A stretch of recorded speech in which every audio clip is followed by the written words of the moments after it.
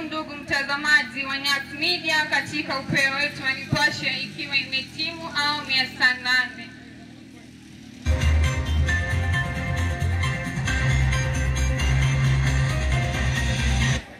Kumbuka hapa ndo nyumbani kwa sauti zinazoaminika na kuheshimika katika utangazaji kote Kenya.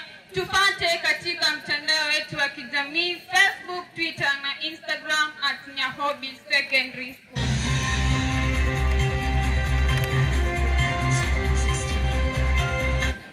Kwenye vidokezo ni kwamba siku ya hamu na gamu hatimaye imewadia. Huenda elimu ya bure ikasitishwa. Unasikiza habari za Nyas Media ukiletewa naye mwanahabari wako Jen. Katika habari kamilifu ni kwamba siku ya hamu na gamu angalau imeweza kuadia siku hii ya leo. Tazama ni kwamba baadhi ya nyuso za wanafunzi na hata pia wageni waliko mtosha. Kwa mengi zaidi tukutane na mwanahabari wetu Austin.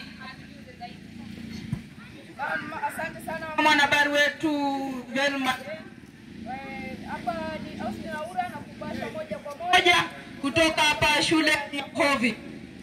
Kwa kweli siku hii imengojewa kwa muda mrefu sana na wanafunzi, huku baadhi yao wakifanya matarajio ya jinsi ya kuwatumbuiza wageni. Wengi wao wamejawa na furaha, nyuso zao zikionyesha tabasamu lisilo la kifani.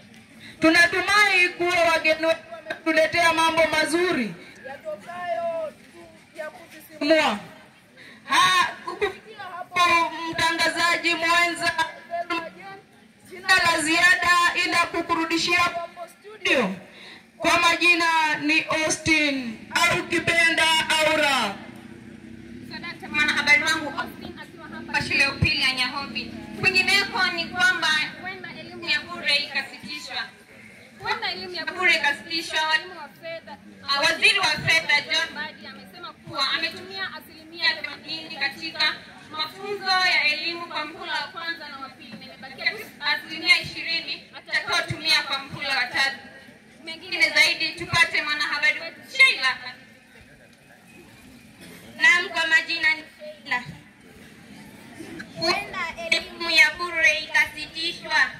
Naam, serikali imesema kwamba haina uwezo wa kushughulikia wanafunzi wote humu nchini kama ilivyokuwa hapo awali.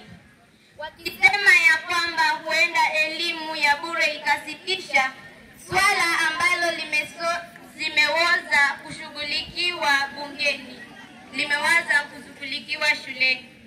Wabunge wakiibua madai ya kwamba hawapati msaada wa kiwango cha pesa kilichopitishwa bungeni.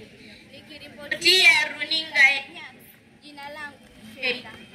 Asante mwanahabari wangu Sheila. Kufikia hapo mtazamaji wangu, sina budi kulifunga jambo la habari zetu, na ukitaka kutupata habari zetu zaidi pindi tu zinapotipuka, tuma neno habari kwa nambari 7654 ili upate matukio ya kusisimua na habari kwa muktasari. Na kutakia mchana mwema wenye baraka za Maulana. Kwaheri kwa sasa.